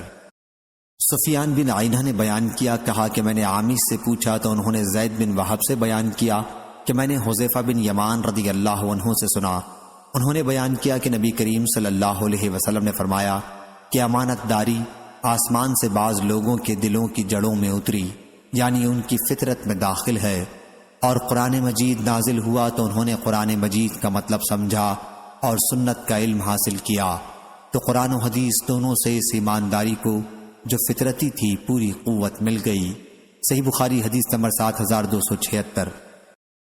عبداللہ بن مسعود رضی اللہ عنہ نے کہا، سب سے اچھی بات کتاب اللہ ہے، اور سب سے اچھا طریقہ محمد صلی اللہ علیہ وسلم کا طریقہ ہے، اور سب سے بری نئی بات بدعت پیدا کرنا ہے دین میں، اور بلا شبہ جس کا تم سے وعدہ کیا جاتا ہے وہ آ کر رہے گی، اور تم پروردگار سے بچ کر کہیں نہیں جا سکتے۔ صحیح بخاری حدیث نمبر 7277۔ ابو ہریرہ رضی اللہ عنہ اور زید بن خالد رضی اللہ عنہ نے بیان کیا کہ ہم نبی کریم صلی اللہ علیہ وسلم کی خدمت میں موجود تھے۔ آپ صلی اللہ علیہ وسلم نے فرمایا، یقیناً میں تمہارے درمیان کتاب اللہ سے فیصلہ کروں گا۔ صحیح بخاری حدیث نمبر 7278، 7279۔ فلیح بن سلیمان نے بیان کیا، ان سے ہلال بن علی نے بیان کیا، ان سے عطا بن یسار نے، اور ان سے ابو ہریرہ رضی اللہ عنہ نے کہ رسول اللہ صلی اللہ علیہ وسلم نے فرمایا، میری ساری امت جنت میں جائے گی سوائے ان کے جنہوں نے انکار کیا۔ صحابہ رضی اللہ عنہم نے عرض کیا، یا رسول اللہ صلی اللہ علیہ وسلم، انکار کون کرے گا؟ فرمایا کہ جو میری اطاعت کرے گا وہ جنت میں داخل ہوگا، اور جو میری نافرمانی کرے گا اس نے انکار کیا۔ صحیح بخاری حدیث نمبر 7280۔ جابر بن عبداللہ رضی اللہ عنہ نے بیان کیا کہ فرشتے نبی کریم صلی اللہ علیہ وسلم کے پاس آئے، جبرائیل و میکائیل، اور آپ صلی اللہ علیہ وسلم سوئے ہوئے تھے۔ ایک نے کہا کہ یہ سوئے ہوئے ہیں، دوسرے نے کہا کہ ان کی آنکھیں سو رہی ہیں لیکن ان کا دل بیدار ہے۔ انہوں نے کہا کہ تمہارے ان صاحب حضرت صلی اللہ علیہ وسلم کی ایک مثال ہے، پس ان کی مثال بیان کرو۔ تو ان میں سے ایک نے کہا کہ یہ سو رہے ہیں، دوسرے نے کہا کہ آنکھ سو رہی ہے اور دل بیدار ہے۔ انہوں نے کہا کہ ان کی مثال اس شخص جیسی ہے جس نے ایک گھر بنایا اور وہاں کھانے کی دعوت کی اور بلانے والے کو بھیجا، پس جس نے بلانے والے کی دعوت قبول کر لی وہ گھر میں داخل ہو گیا اور دسترخوان سے کھایا، اور جس نے بلانے والے کی دعوت قبول نہیں کی وہ گھر میں داخل نہیں ہوا اور دسترخوان سے کھانا نہیں کھایا۔ پھر انہوں نے کہا کہ اس کی ان کے لیے تفسیر کر دو تاکہ یہ سمجھ جائیں۔ بعض نے کہا کہ یہ تو سوئے ہوئے ہیں، لیکن بعض نے کہا کہ آنکھیں گو سو رہی ہیں لیکن دل بیدار ہے۔ پھر انہوں نے کہا کہ گھر تو جنت ہے اور بلانے والے محمد صلی اللہ علیہ وسلم ہیں، پس جو ان کی اطاعت کرے گا وہ اللہ کی اطاعت کرے گا، اور جو ان کی نافرمانی کرے گا وہ اللہ کی نافرمانی کرے گا، اور محمد صلی اللہ علیہ وسلم اچھے اور برے لوگوں کے درمیان فرق کرنے والے ہیں۔ محمد بن عبادہ کے ساتھ اس حدیث کو قتیبہ بن سعید نے بھی لیث سے روایت کیا۔ انہوں نے خالد بن یزید مصری سے، انہوں نے سعید بن ابی ہلال سے، انہوں نے جابر رضی اللہ عنہ سے، کیا حضرت صلی اللہ علیہ وسلم ہم پر بیدار ہوئے، پھر یہی حدیث نقل کی۔ اسے ترمذی نے وصل کیا۔ صحیح بخاری حدیث نمبر 7281۔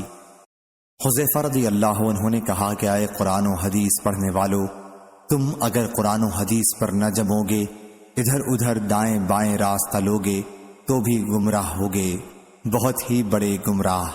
صحیح بخاری حدیث نمبر 7282۔ ابو اسامہ نے بیان کیا، ان سے برید نے، ان سے ان کے دادا ابو بردہ نے، اور ان سے ابو موسیٰ اشعری رضی اللہ عنہ نے کہ نبی کریم صلی اللہ علیہ وسلم نے فرمایا، میری اور جس دعوت کے ساتھ مجھے اللہ تعالیٰ نے بھیجا ہے اس کی مثال ایک ایسے شخص جیسی ہے جو کسی قوم کے پاس آئے اور کہے کہ اے قوم، میں نے ایک لشکر اپنی آنکھوں سے دیکھا ہے اور میں ننگ دھڑنگ تم کو ڈرانے والا ہوں، پس بچاؤ کی صورت کرو۔ تو اس قوم کے ایک گروہ نے بات مان لی اور رات کے شروع ہی میں نکل بھاگے اور حفاظت کی جگہ چلے گئے، اس لیے نجات پا گئے۔ لیکن ان کی دوسری جماعت نے جھٹلایا اور اپنی جگہ ہی پر موجود رہے۔ پھر صبح سویرے ہی دشمن کے لشکر نے انہیں آ لیا اور انہیں مارا اور ان کو برباد کر دیا۔ تو یہ مثال ہے اس کی جو میری اطاعت کریں اور جو دعوت میں لایا ہوں اس کی پیروی کریں، اور اس کی مثال ہے جو میری نافرمانی کریں اور جو حق میں لے کر آیا ہوں اسے جھٹلائیں۔ صحیح بخاری حدیث نمبر 7283۔ ابو ہریرہ رضی اللہ عنہ نے بیان کیا کہ جب نبی کریم صلی اللہ علیہ وسلم کی وفات ہوئی اور آپ کے بعد ابو بکر رضی اللہ عنہ کو خلیفہ بنایا گیا اور عرب کے کئی قبائل پھر گئے، ابو بکر رضی اللہ عنہ نے ان سے لڑنا چاہا تو عمر رضی اللہ عنہ نے ابو بکر رضی اللہ عنہ سے کہا کہ آپ لوگوں سے کس بنیاد پر جنگ کریں گے، جبکہ حضرت صلی اللہ علیہ وسلم نے یہ فرمایا تھا کہ مجھے حکم دیا گیا ہے کہ لوگوں سے اس وقت تک جنگ کروں جب تک وہ کلمہ لا الہ الا اللہ کا اقرار نہ کر لیں۔ پس جو شخص اقرار کر لے کہ لا الہ الا اللہ تو میری طرف سے اس کا مال اور اس کی جان محفوظ ہے، البتہ کسی حق کے بدل ہو تو وہ اور بات ہے، مثلا کسی کا مال مار لے یا کسی کا خون کرے، اب اس کے باقی اعمال کا حساب اللہ کے حوالے ہے۔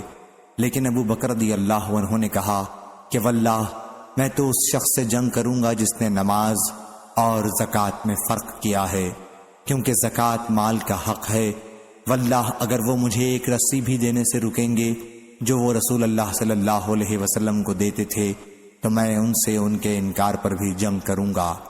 عمر رضی اللہ عنہ نے کہا پھر جو میں نے غور کیا مجھے یقین ہو گیا کہ اللہ تعالیٰ نے ابو بکر رضی اللہ عنہ کے دل میں لڑائی کی تجویز ڈالی ہے، تو میں نے جان لیا کہ وہ حق پر ہیں۔ ابن بکی اور عبداللہ بن صالح نے لیث سے اناقن بجائے اقالن کہا، یعنی بکری کا بچہ، اور یہی زیادہ صحیح ہے۔ صحیح بخاری حدیث نمبر 7284، 7285۔ عبداللہ بن عباس رضی اللہ عنہ نے بیان کیا کہ آئینہ بن حسن بن حذیفہ بن بدر مدینہ آئے اور اپنے بھتیجے حر بن قیس بن حسن کے یہاں قیام کیا۔ حر بن قیس ان لوگوں میں سے تھے جنہیں عمر رضی اللہ عنہ اپنے قریب رکھتے تھے۔ قرآن مجید کے علماء عمر رضی اللہ عنہ کی شریک مجلس و مشورہ رہتے تھے، خواہ وہ بوڑھے ہوں یا جوان۔ پھر آئینہ نے اپنے بھتیجے حر سے کہا، بھتیجے کیا امیر المومنین رضی اللہ عنہ کے یہاں کچھ رسوخ حاصل ہے کہ تم میرے لیے ان کے یہاں حاضری کی اجازت لے دو؟ انہوں نے کہا کہ میں آپ کے لیے اجازت مانگوں گا۔ ابن عباس رضی اللہ عنہ نے بیان کیا کہ پھر انہوں نے آئینہ کے لیے اجازت چاہی اور آپ نے اجازت دی۔ پھر جب آئینہ مجلس میں پہنچے تو کہا کہ اے ابن خطاب رضی اللہ عنہ، واللہ تم ہمیں بہت زیادہ نہیں دیتے اور نہ ہمارے درمیان انصاف کے ساتھ فیصلہ کرتے ہو۔ اس پر عمر رضی اللہ عنہ غصے ہو گئے، یہاں تک کہ آپ نے انہیں سزا دینے کا ارادہ کر لیا۔ اتنے میں حضرت حر رضی اللہ عنہ نے کہا، امیر المومنین، اللہ تعالیٰ نے اپنے نبی صلی اللہ علیہ وسلم سے فرمایا ہے کہ معاف کرنے کا طریقہ اختیار کرو اور بھلائی کا حکم دو اور جاہلوں سے اعراض کرو، اور یہ شخص جاہلوں میں سے ہے۔ پس واللہ عمر رضی اللہ عنہ کے سامنے جب یہ آیت انہوں نے تلاوت کی تو آپ ٹھنڈے ہو گئے، اور عمر رضی اللہ عنہ کی عادت تھی کہ اللہ کی کتاب پر فوراً عمل کرتے۔ صحیح بخاری حدیث نمبر 7286۔ اسماء بنت ابی بکر رضی اللہ عنہ نے بیان کیا کہ میں عائشہ رضی اللہ عنہ کے یہاں گئی جب سورج گرہن ہوا تھا اور لوگ نماز پڑھ رہے تھے۔ عائشہ رضی اللہ عنہ بھی کھڑی نماز پڑھ رہی تھیں۔ میں نے کہا لوگوں کو کیا ہو گیا ہے کہ بے وقت نماز پڑھ رہے ہیں؟ تو انہوں نے ہاتھ سے آسمان کی طرف اشارہ کیا اور کہا سبحان اللہ۔ میں نے کہا کوئی نشانی ہے؟ انہوں نے سر سے اشارہ کیا کہ ہاں۔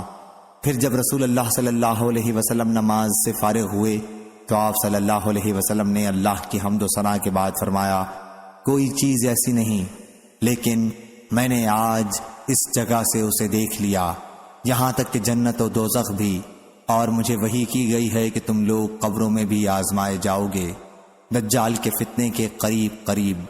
پس مومن یا مسلم مجھے یقین نہیں کہ اسماء رضی اللہ عنہا نے ان میں سے کون سا لفظ کہا تھا، تو وہ قبر میں فرشتوں کے سوال پر کہے گا، محمد صلی اللہ علیہ وسلم ہمارے پاس روشن نشانات لے کر آئے اور ہم نے ان کی دعوت قبول کی اور ایمان لائے۔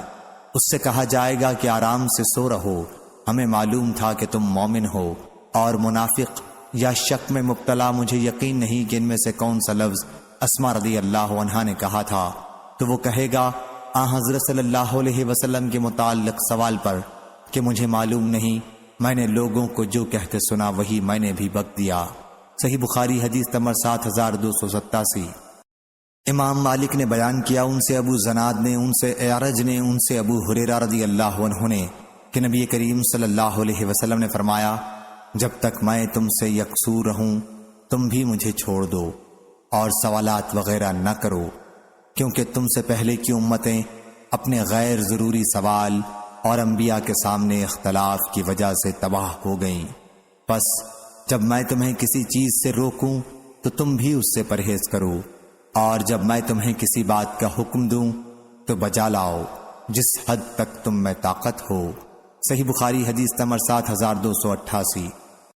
عقیل بن خالد نے بیان کیا، ان سے ابن شہاب نے، ان سے عامر بن سعد بن ابی وقاص نے، ان سے ان کے والد نے کہ نبی کریم صلی اللہ علیہ وسلم نے فرمایا، سب سے بڑا مجرم وہ مسلمان ہے جس نے کسی ایسی چیز کے متعلق پوچھا جو حرام نہیں تھی اور اس کے سوال کی وجہ سے وہ حرام کر دی گئی۔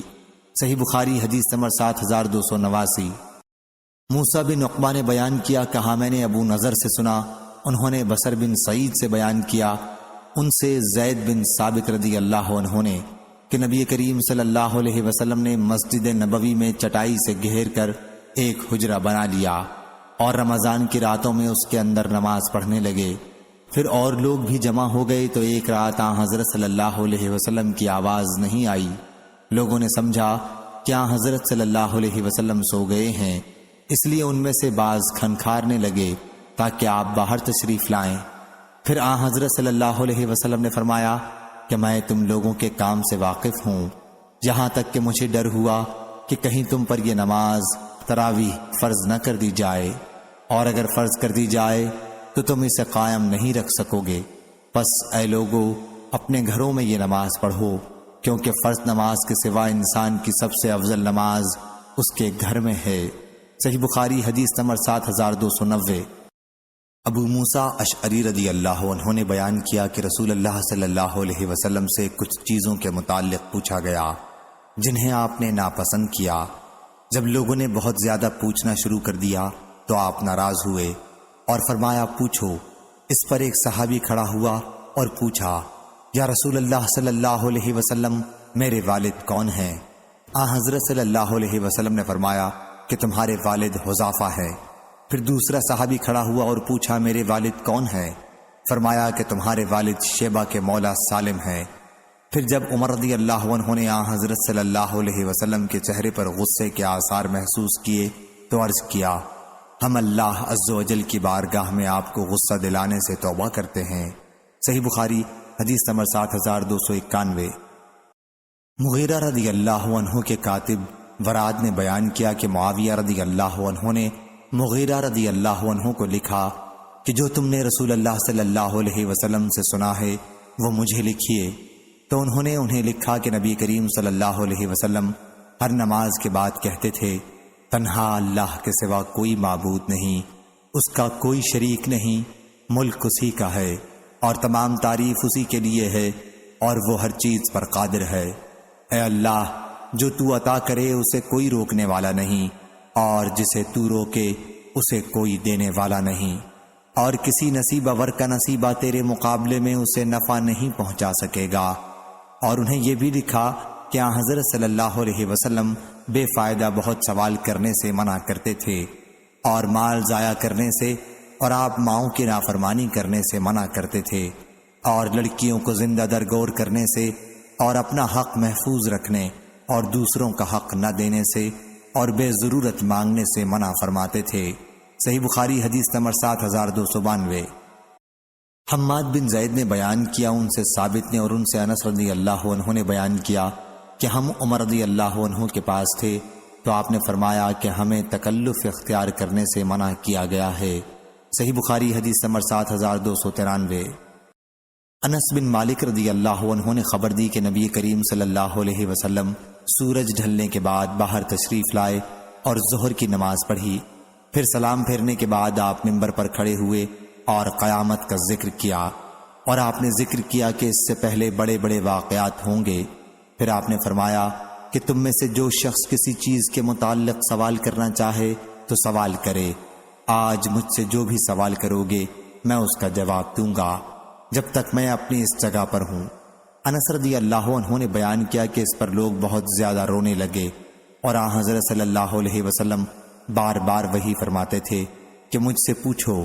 انہوں نے بیان کیا کہ پھر ایک صحابی رضی اللہ عنہ کھڑا ہوا اور پوچھا، میری جگہ کہاں ہے، جنت میں یا جہنم میں یا رسول اللہ صلی اللہ علیہ وسلم؟ حضرت صلی اللہ علیہ وسلم نے بیان کیا کہ جہنم میں۔ پھر عبداللہ بن حذافہ رضی اللہ عنہ کھڑے ہوئے اور کہا، میرے والد کون ہیں یا رسول اللہ صلی اللہ علیہ وسلم؟ فرمایا کہ تمہارے والد حذافہ ہیں۔ بیان کیا کہ پھر آپ مسلسل کہتے رہے کہ مجھ سے پوچھو، مجھ سے پوچھو۔ آخر عمر رضی اللہ عنہ نے اپنے گھٹنوں کے بل بیٹھ کر کہا، ہم اللہ سے رب کی حیثیت سے، اسلام سے دین کی حیثیت سے، محمد صلی اللہ علیہ وسلم سے رسول کی حیثیت سے راضی و خوش ہیں۔ عمر رضی اللہ عنہ نے یہ کلمات کہے تو حضرت صلی اللہ علیہ وسلم خاموش ہو گئے۔ پھر آپ نے فرمایا، اس ذات کی قسم جس کے ہاتھ میں میری جان ہے، ابھی مجھ پر جنت اور دوزخ اس دیوار کی چوڑائی میں میرے سامنے کی گئی تھی، یعنی ان کی تصویریں، جب میں نماز پڑھ رہا تھا۔ آج کی طرح میں نے خیر و شر کبھی نہیں دیکھا۔ صحیح بخاری حدیث نمبر 7294۔ انس بن مالک رضی اللہ عنہ نے بیان کیا کہ ایک صاحب نے کہا، یا نبی اللہ صلی اللہ علیہ وسلم، میرے والد کون ہیں؟ حضرت صلی اللہ علیہ وسلم نے فرمایا کہ تمہارے والد فلاں ہیں، اور یہ آیت نازل ہوئی، اے لوگو ایسی چیزیں نہ پوچھو۔ صحیح بخاری حدیث نمبر 7295۔ عبداللہ بن عبد الرحمن نے بیان کیا، انہوں نے انس بن مالک رضی اللہ عنہ سے سنا کہ رسول اللہ صلی اللہ علیہ وسلم نے فرمایا، انسان برابر سوال کرتا رہے گا یہاں تک کہ سوال کرے گا کہ یہ تو اللہ ہے، ہر چیز کا پیدا کرنے والا، لیکن اللہ کو کس نے پیدا کیا؟ صحیح بخاری حدیث نمبر 7296۔ ابن مسعود رضی اللہ عنہ نے بیان کیا کہ میں نبی کریم صلی اللہ علیہ وسلم کے ساتھ مدینے کے ایک کھیت میں تھا۔ حضرت صلی اللہ علیہ وسلم کھجور کی ایک شاخ پر ٹیک لگائے ہوئے تھے۔ کچھ یہودی ادھر سے گزرے تو ان میں سے بعض نے کہا کہ ان سے روح کے بارے میں پوچھو، لیکن دوسروں نے کہا کہ ان سے نہ پوچھو، کہیں ایسی بات نہ سنا دیں جو تمہیں ناپسند ہے۔ آخر آپ صلی اللہ علیہ وسلم کے پاس وہ لوگ آئے اور کہا، ابو القاسم صلی اللہ علیہ وسلم، روح کے بارے میں ہمیں بتائیے۔ پھر حضرت صلی اللہ علیہ وسلم تھوڑی دیر کھڑے دیکھتے رہے۔ میں سمجھ گیا کہ آپ پر وحی نازل ہو رہی ہے۔ میں تھوڑی دور ہٹ گیا یہاں تک کہ وحی کا نزول پورا ہو گیا۔ پھر آپ صلی اللہ علیہ وسلم نے یہ آیت پڑھی، اور آپ صلی اللہ علیہ وسلم سے روح کے بارے میں پوچھتے ہیں، کہیے کہ روح میرے رب کے حکم میں سے ہے۔ صحیح بخاری حدیث نمبر 7297۔ عبداللہ بن عمر رضی اللہ عنہ نے بیان کیا کہ نبی کریم صلی اللہ علیہ وسلم نے سونے کی ایک انگوٹھی بنوائی تو دوسرے لوگوں نے بھی سونے کی انگوٹھیاں بنوا لیں۔ پھر حضرت صلی اللہ علیہ وسلم نے فرمایا کہ میں نے سونے کی ایک انگوٹھی بنوائی تھی، پھر آپ صلی اللہ علیہ وسلم نے پھینک دی اور فرمایا کہ میں اسے کبھی نہیں پہنوں گا۔ چنانچہ اور لوگوں نے بھی اپنی انگوٹھیاں پھینک دیں۔ صحیح بخاری حدیث نمبر 7298۔ ابو ہریرہ رضی اللہ عنہ نے بیان کیا کہ نبی کریم صلی اللہ علیہ وسلم نے فرمایا، تم صوم وصال، افطار و سحر کے بغیر کئی دن کے روزے نہ رکھا کرو۔ صحابہ رضی اللہ عنہم نے کہا کہ حضرت صلی اللہ علیہ وسلم تو صوم وصال رکھتے ہیں۔ حضرت صلی اللہ علیہ وسلم نے فرمایا کہ میں تم جیسا نہیں ہوں، میں رات گزارتا ہوں اور میرا رب مجھے کھلاتا پلاتا ہے، لیکن لوگ صوم وصال سے نہیں رکے۔ بیان کیا کہ پھر حضرت صلی اللہ علیہ وسلم نے ان کے ساتھ 2 دن یا 2 راتوں میں صوم وصال کیا۔ پھر لوگوں نے چاند دیکھ لیا تو حضرت صلی اللہ علیہ وسلم نے فرمایا کہ اگر چاند نہ نظر آتا تو میں اور وصال کرتا۔ حضرت صلی اللہ علیہ وسلم کا مقصد انہیں سرزنش کرنا تھا۔ صحیح بخاری حدیث نمبر 7299۔ ابراہیم تیمی نے بیان کیا، کہا مجھ سے میرے والد نے بیان کیا، کہا کہ علی رضی اللہ عنہ ہمیں اینٹ کے بنے ہوئے منبر پر کھڑے ہو کر خطبہ دیا۔ آپ تلوار لیے ہوئے تھے جس میں ایک صحیفہ لٹکا ہوا تھا۔ آپ نے فرمایا واللہ ہمارے پاس کتاب اللہ کے سوا کوئی اور کتاب نہیں جسے پڑھا جائے اور سوائے اس صحیفے کے۔ پھر انہوں نے اسے کھولا تو اس میں دیت میں دیے جانے والے اونٹوں کی عمروں کا بیان تھا کہ دیت میں اتنی اتنی عمر کے اونٹ دیے جائیں، اور اس میں یہ بھی تھا کہ مدینہ طیبہ کی زمین عیر پہاڑی سے سور پہاڑی تک حرم ہے، پس اس میں جو کوئی نئی بات بدعت نکالے گا اس پر اللہ کی لعنت ہے، اور فرشتوں کی اور تمام لوگوں کی۔ اللہ اس سے کسی فرض یا نفل عبادت کو قبول نہیں کرے گا۔ اور اس میں یہ بھی تھا کہ مسلمانوں کی ذمہ داری عہد یا امان ایک ہے، اس کا ذمہ دار ان میں سب سے ادنا مسلمان بھی ہو سکتا ہے، پس جس نے کسی مسلمان کا ذمہ توڑا اس پر اللہ کی لعنت ہے، اور فرشتوں کی اور تمام لوگوں کی۔ اللہ اس کی نہ فرض عبادت قبول کرے گا اور نہ نفل عبادت۔ اور اس میں یہ بھی تھا کہ جس نے کسی سے اپنے والیوں کی اجازت کے بغیر ولا کا رشتہ قائم کیا اس پر اللہ اور فرشتوں اور تمام انسانوں کی لعنت ہے۔ اللہ نہ اس کی فرض نماز قبول کرے گا نہ نفل۔ صحیح بخاری حدیث number 7300۔ Hello friends, subscribe my channel Hotties92.